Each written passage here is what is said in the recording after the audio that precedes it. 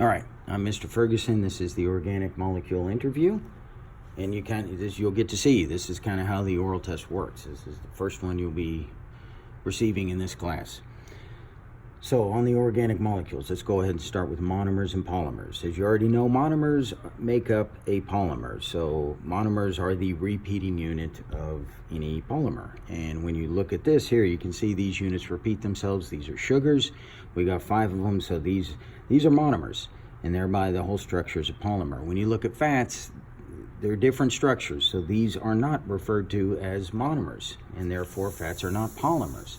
But when you look at proteins, you can see the backbones are the same of these amino acids, so these are monomers. And then when you look at nucleic acids, it's kind of small, but you can see that these units are repeating themselves. Therefore, nucleic acids are monomers, and the whole chain is a polymer.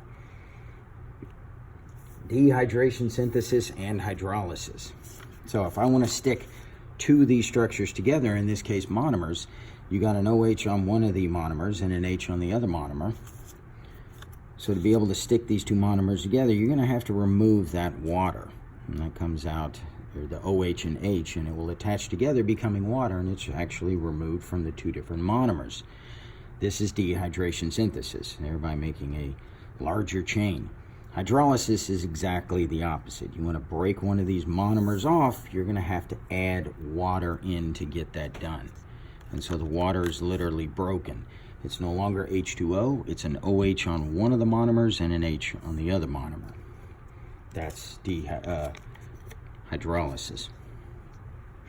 All right, so this is a carbohydrate. The function of carbohydrate, there are many functions, but one of them is immediate energy use. This is a monomer, as previously stated. This monomer is also called a sugar. It's also called a monosaccharide. It's also be referred to as a glucose molecule. You get a chain of them together. This whole thing is referred to as a carbohydrate or a polysaccharide. The bonds that hold these monomers together is referred to as a glycosidic bond. Now, if this carbohydrate was found in a plant, we'd call it a starch. If it's found in an animal, we call it glycogen. If it's found in a plant cell wall, we call it cellulose.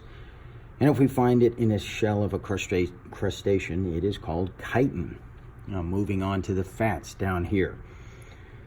Function of fats, again, are numerous. It could be long-term energy storage, cushioning, and many other functions.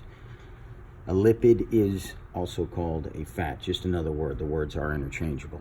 This structure right here, this is a triglyceride, and this would be found in animals because this triglyceride is filled with 3 saturated fatty acids.